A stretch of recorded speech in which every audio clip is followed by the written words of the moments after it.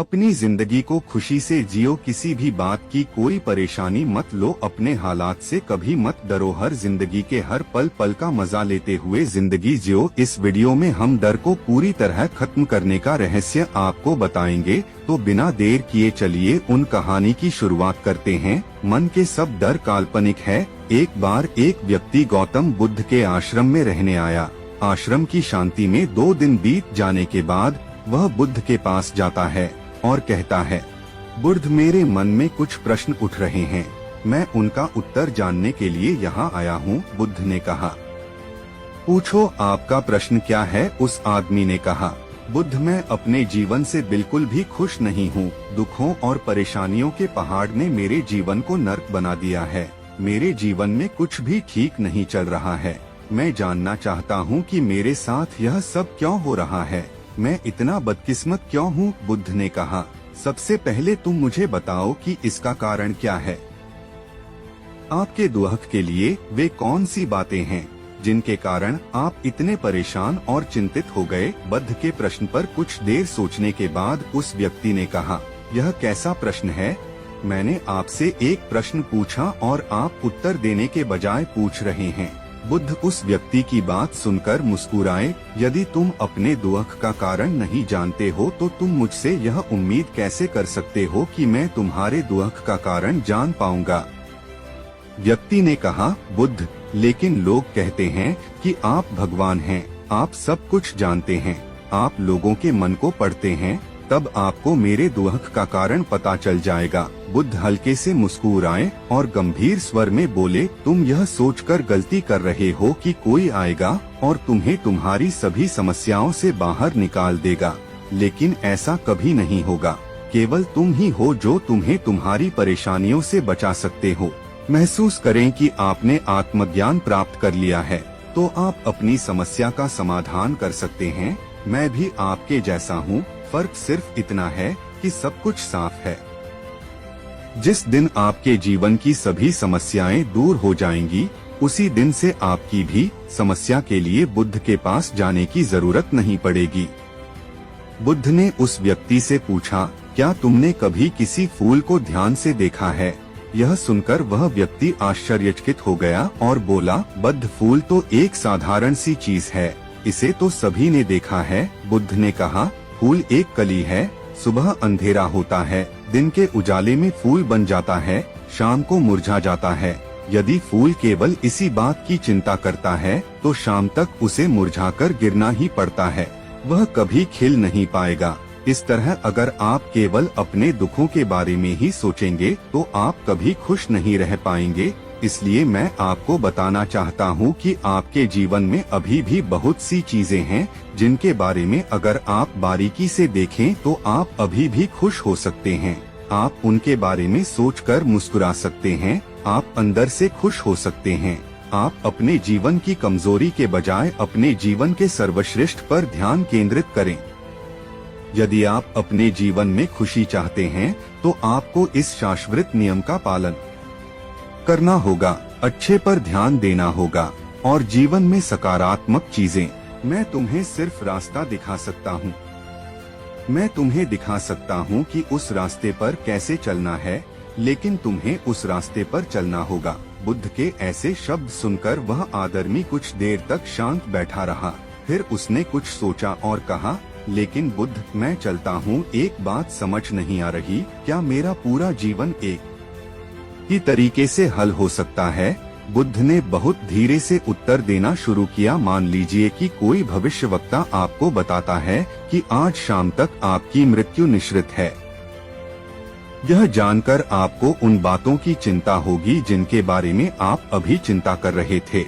आपको याद भी नहीं होगा कि किस तरह की परेशानियां हैं और किस बात की चिंता कर रहे हैं। आप उस वक्त सिर्फ उस हकीकत के बारे में सोच रहे होंगे जिसे लोग मौत कहते हैं।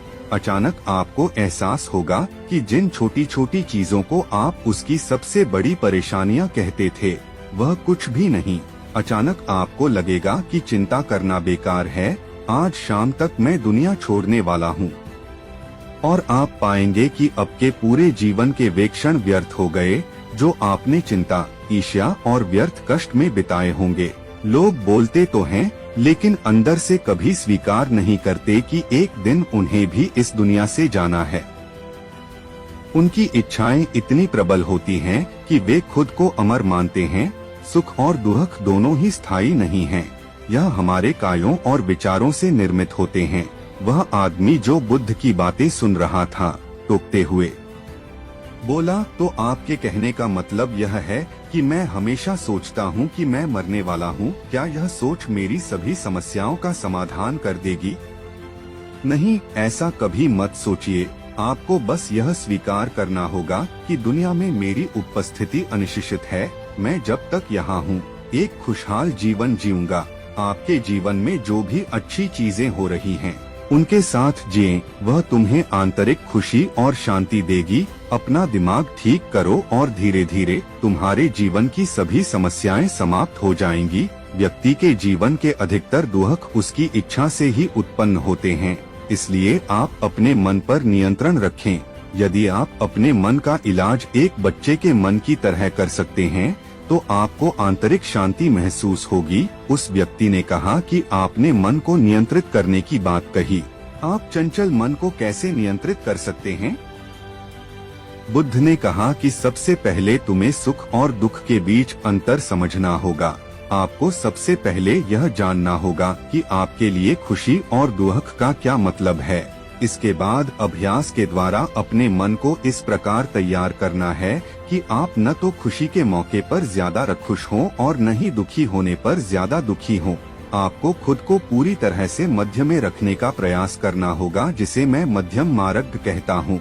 यदि आप अपने जीवन में गहराई से उतरेंगे और यह पता लगाने का प्रयास करेंगे कि क्या चीज आपको खुश करती है और क्यों, तो अंत में आपको केवल एक ही उत्तर मिलेगा कि आप आपके सभी दुखों का कारण हैं। आपकी इच्छा, आसक्ति, इच्छा, ये सब आपके मन द्वारा निर्मित है। इसलिए यदि आप अपने मन पर नियंत्रण कर लेंगे तो आपके सभी दुख समाप्त हो जाएंगे। गौतम बुद्ध ने उस व्यक्ति से कहा कि यदि आप एक और छोटा सा काम करेंगे तो आप देखेंगे कि आपके जीवन के सभी दुख हमेशा के लिए समाप्त हो जाएंगे। बुद्ध के मुख से ऐसे वचन सुनकर वह व्यक्ति उत्तेजित हो गया और बोला, मुझे उसके लिए क्या करना होगा? बुद्ध के मुख से ऐसे शब्द सुनकर वह व्यक्ति उत्तेजित हो गया और बोला, मुझे उसके लिए क्या करना होगा? बुद्ध ने कहा कि तुम अगले 2 दिनों तक किसी से बात नहीं करोगे और कागज लेकर आशाराम के एकांत स्थान पर बैठ गए। आपको वहां बैठकर उन दुखों के बारे में सोचना और लिखना है जो आपकी परीक्षा ले रहे हैं, और उनका कारण भी लिखना है। और दूसरे पेज पर आपको थोड़ी सी खुशी लिखनी है और यह भी लिखना है कि आपको यह खुशी क्यों है। जल्दबाजी करने की कोई जरूरत नहीं है। आपके पास बहुत समय है। आप आराम से सोच सकते हैं।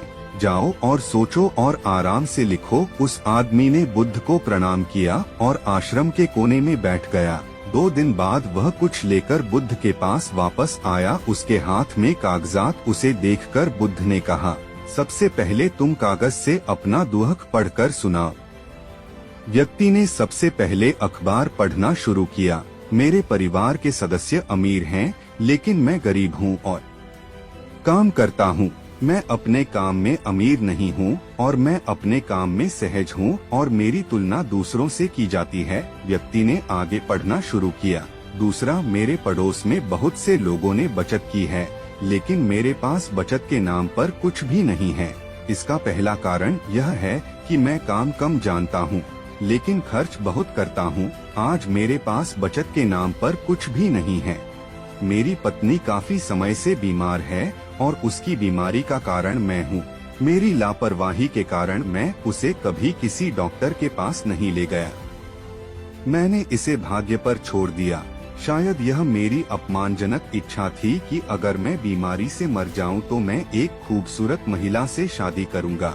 चौथा, मैं मन में फ्री पैसे पाने के बारे में सोचता रहता हूँ, परंतु योजना पूरी नहीं होती। मैं दुख के सागर में डूब जाता हूँ, फिर यह दुख मुझसे सहन नहीं होता और इसका कारण मैं ही है। मुझे पता है कि मेरे पास एल्कोहल पीने के लिए पैसे नहीं हैं।